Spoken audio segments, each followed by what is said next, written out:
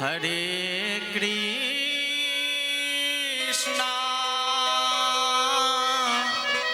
हरे कृष्णा कृष्णा कृष्णा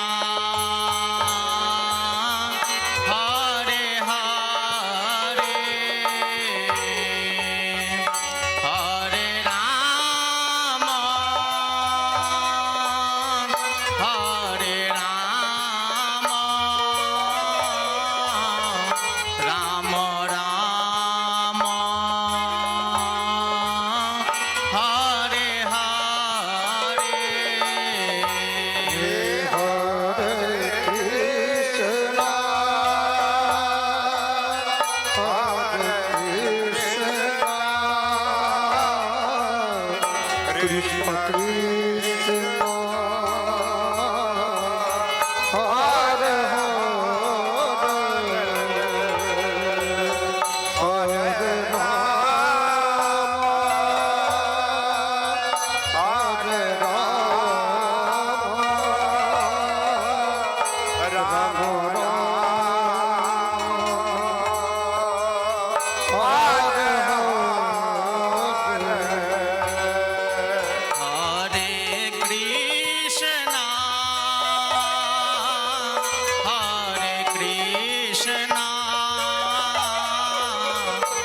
कृष्णा कृष्णा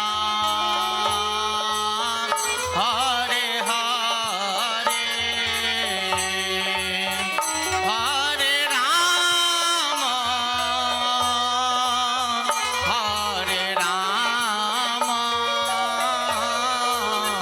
राम राम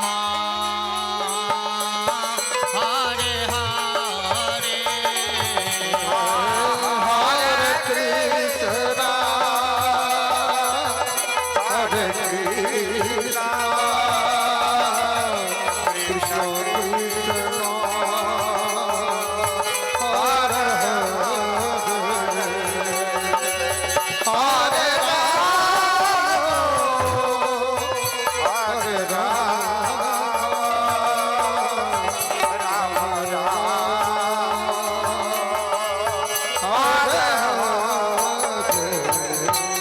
से कहिए श्री राधा प्राण वल्लभ लाल जू की, श्री राधा नीलमणि लाल जू की, श्री वृंदावन धाम की, श्री वृंदावन बिहारी लाल जू की, श्री यमुना महारानी की, श्री गिरिराज महाराज की, सपार्षद श्रीमन महाप्रभु जू की, श्रीमद् भागवत भगवान की, श्री वेदव्यास भगवान की, श्री सुखदेव गोस्वामी की, श्री परीक्षित जी महाराज की, सर्व श्री संत वैष्णव भगवान की, समस्त आचार्य चरण की, श्री परम गुरुदेव सरकार की, श्री सदगुरुदेव भगवान की, श्री जगत गुरु जी महाराज की, श्री मोतिहारी नगर की समस्त श्रोता समाज की जय जय श्री राधे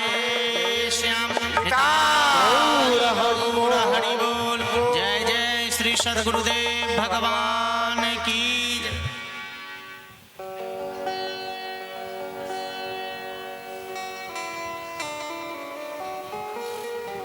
अनंतानंत कोटि ब्रह्मांड नायक परात पर ब्रह्म परमेश्वर निखिल हे प्रतिनीक अकारण करुण दीन बंधु दया सिंधु कृपा सिंधु दीन वत्सल भगवान श्री राधा प्राण वल्लभ लालजू एवं तदवदाराध्य श्री प्रियाजू एवं कलिपावनावतार श्रीमन महाप्रभु जू की है तो की कृपा करुणा से हम आप सभी को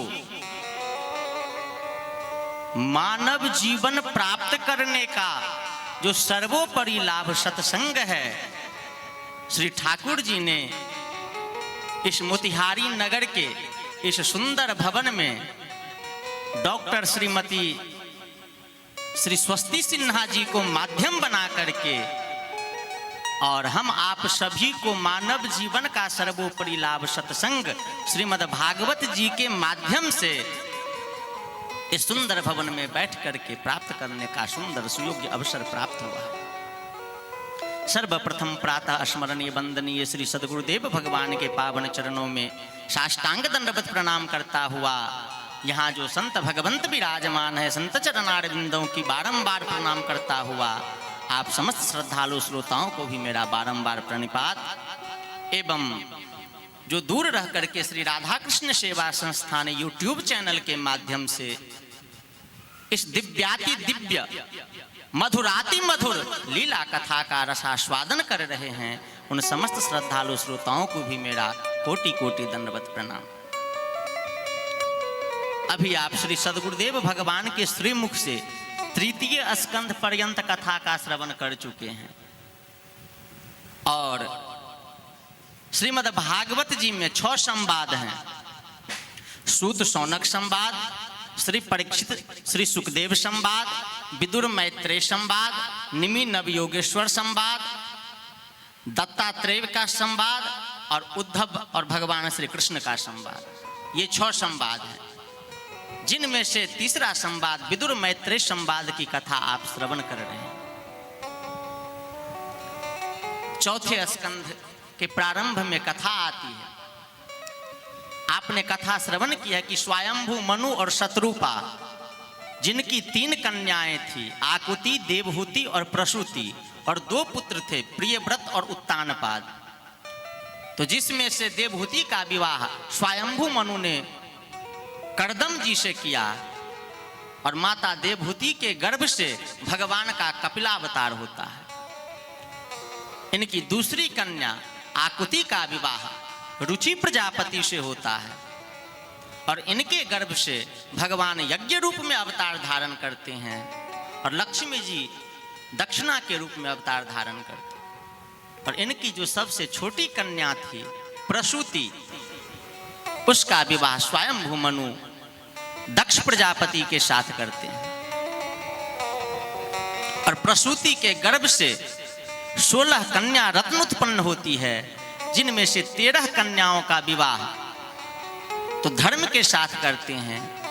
एक कन्या का विवाह स्वाहा नाम की जो कन्या थी उसका विवाह अग्निगण के साथ करते हैं। स्वधा नाम की कन्या का विवाह पितृगण के साथ करते हैं और इनकी जो सबसे छोटी कन्या सती थी, सती का विवाह भगवान शंकर से होता है।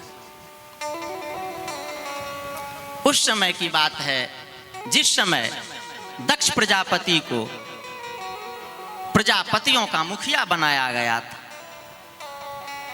एक बार प्रजापतिगण एक यज्ञ करना चाहते हैं। यज्ञ से पूर्व सभा का आयोजन होता है, सभा बैठती है।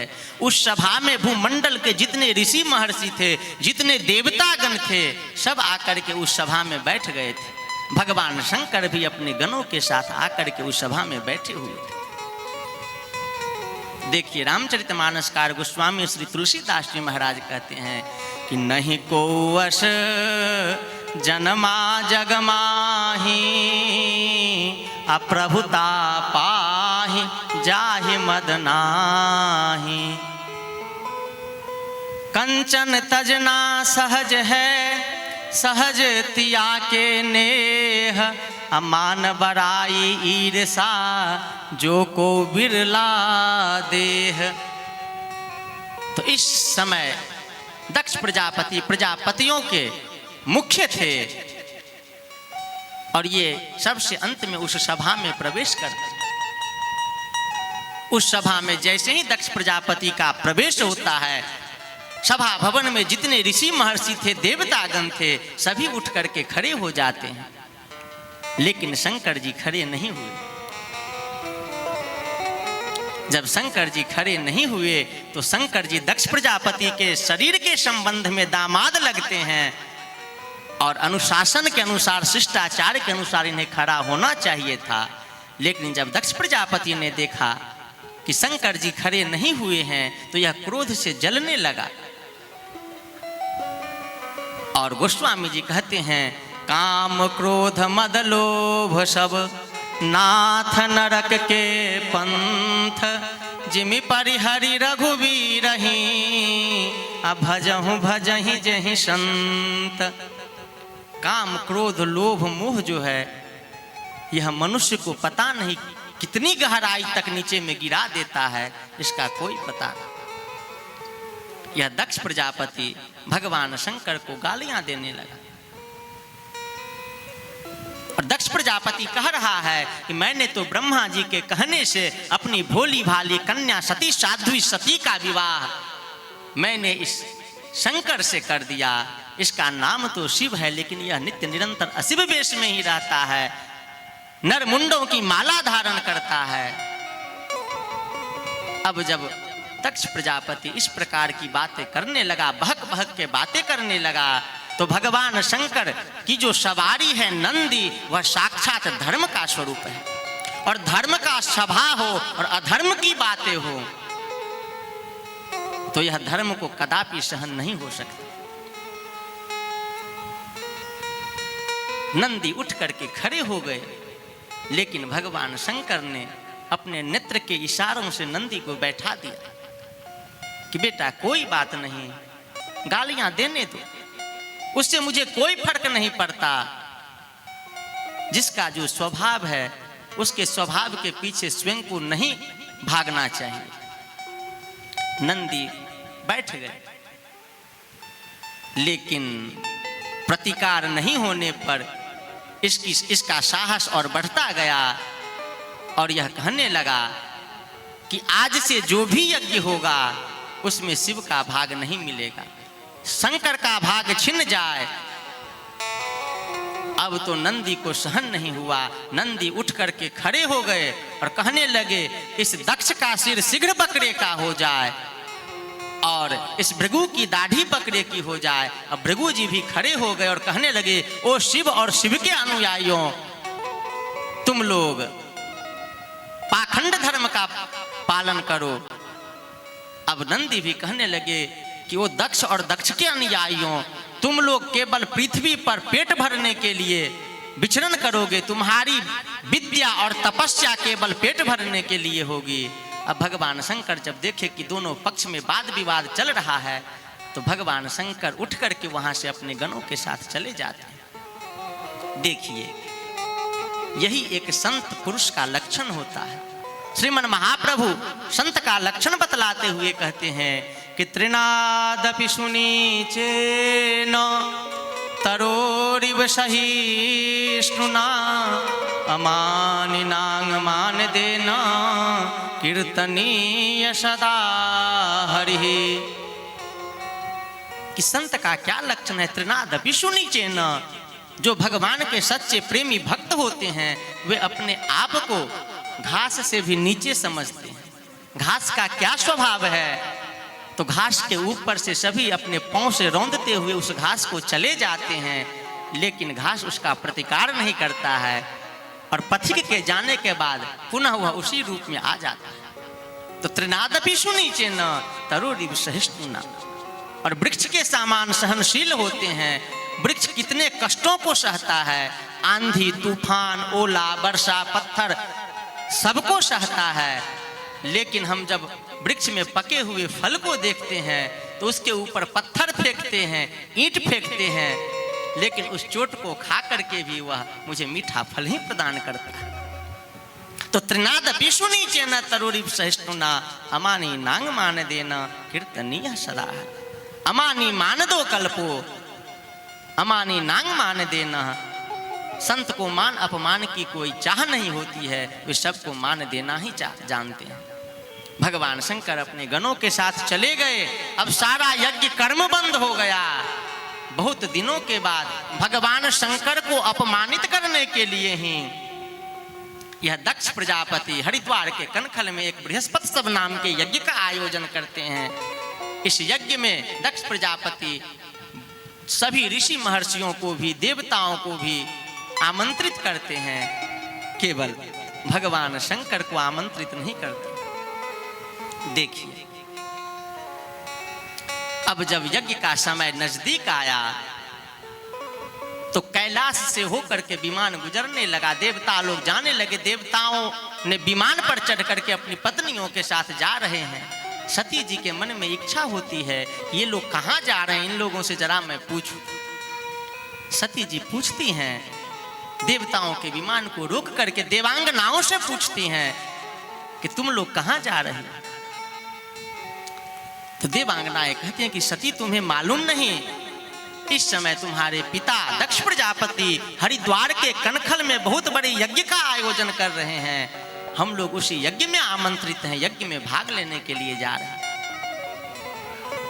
अब तो सती आकर के भगवान शंकर से कहते हैं कि पिता भवन उत्सव परम जो प्रभु आयशु होय, तो मैं जाऊं कृपायतन सादर देखन सोहि।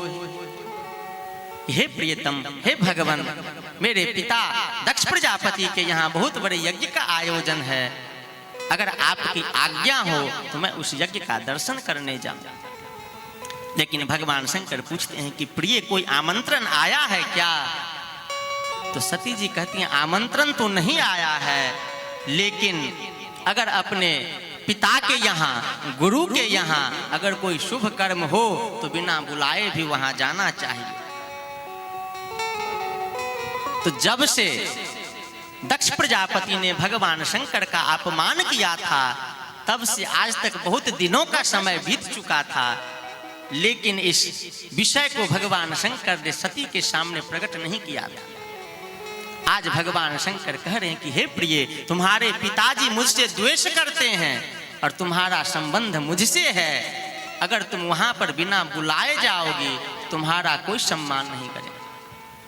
दक्ष सकल निज सुता बुलाई, हमरे बयर तुम ही बिसराई, जो जाऊं बुलाए भवानी। कि हे पार्वती, हे सती, अगर तुम बिना बुलाए वहां पर जाती हो तो तुम्हारा कोई सम्मान नहीं करेगा। लेकिन सती जी नहीं मान रही है। आज सती जी हट कर दिए हैं कि नहीं मैं जाऊंगी। कभी भवन के भीतर जाती हैं, आश्रम के भीतर जाती हैं, पुनः दौड़ करके आती हैं कि भगवान शंकर का कैसा रुख है, उस रुख को जानना चाहती हैं। लेकिन सती जी नहीं मानती हैं। तो यहाँ पर कह रहे हैं गोस्वामी जी कि असंभव है मृगस्य जन्म, तथापि रामो लुलुभे मृगाय, प्रायः समापन्न विपत्ति काले धियोपि पुंसां मलिना भवन्ति। कि जब समय प्रतिकूल होता है तो बुद्धिमानों की बुद्धि भी मलिन हो जाती है। उदाहरण देते हैं कि असंभव है मृगस्य जन्म, तथापि रामो लुलुभे मृगाय। कि यह असंभव है कि सोने का मृग हरिण नहीं हो सकता है। लेकिन जब भगवान श्री रामचंद्र वनवास लीला कर रहे हैं तो उस सोने के मृग को देख करके और सती जी के कहने पर भगवान श्री रामचंद्र उस सोने के मृग के पीछे पीछे दौड़ रहे हैं। यही बात कह रहे हैं कि असंभव है मृगस्य जन्म, तथापि रामो लुलुभे मृगाय। जो परात्पर पर ब्रह्म परमेश्वर भगवान हैं, वे भी उस सोने के मृग को देख करके उस सोने के हिरण के पीछे पीछे दौड़ रहे हैं। इस प्रकार जब समय विपरीत आती है तो बुद्धिमानों की बुद्धि भी मलिन हो जाती है। अब सती जी ने जब बहुत हठ किया तो भगवान शंकर ने सती जी को उनके आभूषणों के साथ कुछ गणों को साथ करके और सती जी को बसहे पर नंदी पर बैठा करके विदा कर देते। देखिए, जब कोई विपत्ति काल आने वाला हो तो प्रयत्न करना चाहिए कि विपत्ति टल जाए, लेकिन जब टलने की आशा न हो, न टल सके तो भगवान के ऊपर छोड़ देना चाहिए। होई है वही जो राम रचि राखा, अको करि तरक बढ़ा वही शाखा। अब भगवान शंकर सती को विदा कर देते हैं। सती जी दक्ष प्रजापति के यज्ञ में आती हैं। अब दक्ष जब सती जी को देखता है तो दक्ष न कछु पूछी कुशलाता, सती ही बिलो की जरे जगाता, सादर भल ही मिली एक माता, भगनी मिली अति मुस्काता। यहाँ पर गोस्वामी जी कह रहे हैं कि भगनी मिली अति मुस्काता, व्यंगात्मक शब्द, क्योंकि बहनों को मालूम था कि सती को पिताजी ने आमंत्रित नहीं किया है, सती बिना आमंत्रण का आई है, इसलिए उनकी बहनें जो थी वह व्यंग पूर्वक पूछ रही हैं कि तुम भी आ गई हो, तुम्हें तो पिताजी ने आमंत्रित नहीं किया था, व्यंग पूर्वक पूछ रही। लेकिन माता तो माता होती। प्रसूति महारानी सती से मिलती हैं, गले मिलती हैं। सती महारानी माता के चरणों में प्रणाम करती हैं। सती जी यज्ञ दर्शन की इच्छा प्रकट करती हैं। सती जी यज्ञ करने के लिए, यज्ञ का दर्शन करने के लिए जाती हैं। लेकिन जब यज्ञ मंडप में देखती हैं कि भगवान शंकर का भाग नहीं है तो सती जी उदास हो जाती। देखिए, सती जी से और कई अपराध बन चुके थे, जिस कारण भगवान शंकर ने सती जी का मन से परित्याग कर दिया था। जब भगवान श्री रामचंद्र वनवास की लीला कर रहे थे और सीता जी का हरण हो जाता है, और भगवान श्री रामचंद्र सीता जी के वियोग में, क्योंकि लोकवत लीला केवल लोकवत लीला कर रहे हैं, नरावतार की लीला कर रहे हैं, तो एक पत्नी के लिए पति का जो वियोग होता है, उस वियोग को भगवान श्री रामचंद्र प्रकट करते हुए वन के लताओं से, पताओं से, वृक्षों से पूछ रहे हैं कि हे खग मृग हे मधुकर श्रेणी, तुम देखी सीता मृग नयनी। तो सती जी भगवान शंकर से पूछती हैं कि आप किनका भजन करते हैं? तो सती जी को भगवान शंकर कह रहे हैं कि मेरे आराध्य देव भगवान श्री रामचंद्र हैं। तुम पुनि राम राम दिन राती, असादर जपहूं अनंग अराती। तो सती जी कहते हैं उस राम की आप आराधना करते हैं, वे आपके आराध्य हैं जो एक पत्नी के वियोग में वन वन भटक रहे हैं, कैसे भगवान हैं वो? सती जी के मन में इच्छा होती है कि मैं उनकी परीक्षा। सती जी सीता का रूप धारण करके भगवान श्री रामचंद्र जिस रास्ते से आ रहे थे उसमें घूमने लगे। भगवान श्री रामचंद्र जब इस माया रूपी सीता का दर्शन करते हैं तो भगवान श्री रामचंद्र कहते हैं कि हे सती, हे वृषकेतु, विपिन अकेली फिर ही कहीं है कि आप इस निर्जन वन में अकेली क्यों घूम रही हैं? अब तो सती जी को लज्जा आ जाती है। सती जी समझ जाती हैं कि नहीं, ये साक्षात भगवान हैं। लौट करके कैलाश पर आती हैं। भगवान शंकर पूछते हैं कि तुमने परीक्षा ले ली? तो सती जी कहती हैं कि नहीं नहीं, मैं कोई परीक्षा नहीं ली हूं।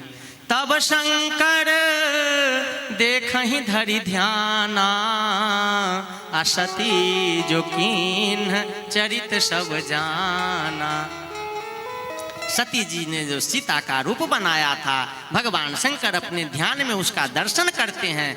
भगवान शंकर सीता जी को अपनी माता मानते हैं और इस सती ने सीता का रूप धारण किया है तो पत्नी भाव का त्याग कर देते हैं। आज तक जो भगवान शंकर अपने बाएं और सती जी का आसन देते थे, वो बाएं ओर से आसन हटा करके अब सन्मुख आसन देते। यह कारण भी था।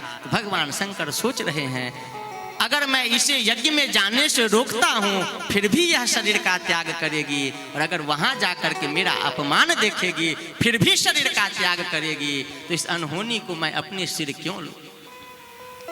अब सती जी जब यज्ञ मंडप में जाती हैं और देखती हैं कि भगवान शंकर का भाग नहीं है, तो अपने पिता को डांटती हुई कहती हैं कि एकमात्र आप ही ऐसे हैं संसार में जो भगवान शिव से द्रोह करते।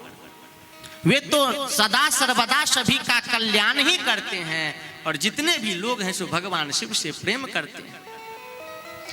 जद्यपि जग दारुण दुख नाना, सबते कठिन जाति अवमाना, सुनहु सभासद सकल मुनिंदा, कहीं सुनहि जिन्ह शंकर निंदा। देखिए, भगवान और भगवान के भक्तों की निंदा जहां पर हो वहां पर नहीं रुकना चाहिए। भागवत जी में भी कहा गया है और रामचरितमानस गोस्वामी श्री तुलसीदास जी महाराज भी कहते हैं कि जहां पर भगवान की निंदा हो, संत की निंदा हो, गुरु की निंदा हो, तो वहां से कान मुंद करके चला जाना चाहिए। नहीं, अगर सामर्थ्य हो तो उस निंदा करने वाले का जीह काट लेना चाहिए।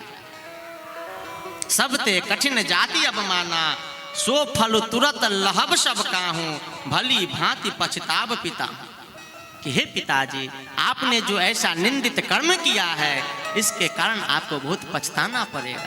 सती जी यज्ञ मंडप में बैठ जाती हैं, भगवान शंकर का ध्यान करती हैं। ध्यान करते करते सती के शरीर से अग्नि की ज्वाला प्रकट होती है और सती जी अपने शरीर को जला करके भस्म कर देती।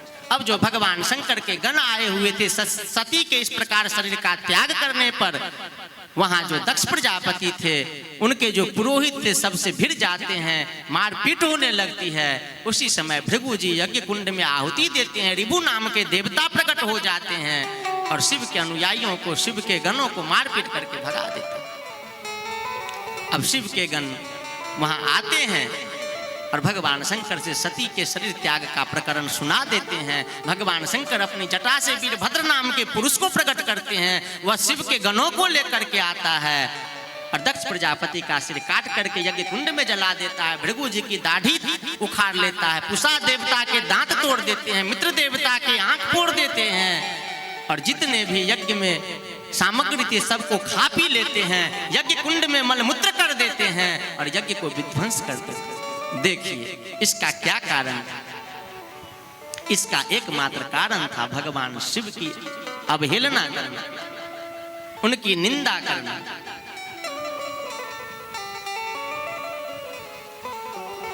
रामचरितमानसकार गोस्वामी श्री तुलसीदास जी महाराज कहते हैं कि शिवद्रोही मम दास कहावा, सो नर मोहि सपन हूं नहीं भावा। कि अपने आप को तो भगवान का दास कहते हैं और शंकर जी से द्रोह करते हैं तो कहते हैं सो नर मोहि सपने हूं नहीं पावा। क्योंकि शंकर जी वैष्णवानाम यथा शंभु, वैष्णवों में अग्रगण्य है और खास दास त्रिपुरारी भगवान के दास हैं। भगवान के भक्त और भगवान में अन्योन्याश्रय संबंध होता है, क्योंकि भगवान के बिना भक्त अधूरा है और भक्त के बिना भगवान अधूरे। अब तो सभी भगवान के पास जाते हैं, ब्रह्मादि देवता, ब्रह्मा जी सभी देवताओं को लेकर के शंकर जी के पास आते हैं, भगवान शंकर की स्तुति करते हैं। भगवान शंकर कहते हैं कि वरदान मांगो, तो सभी मांगते हैं कि दक्ष का यज्ञ पूर्ण हो। भगवान शंकर कहते हैं कि दक्ष का सिर तो जल चुका है, दक्ष को बकरे का सिर लगा दिया जाए, भृगु जी को बकरे की दाढ़ी लगा दी जाए, पुषा देवता यजमान के पिसे हुए अन्न को खाएं और जिनके अंग भंग हुए हैं सब स्वस्थ हो जाएं। ऐसा ही होता है। अब दक्ष भगवान शिव की स्तुति करता है। शिव महिमा स्तोत्र के माध्यम से आप एक भजन श्रवण करें।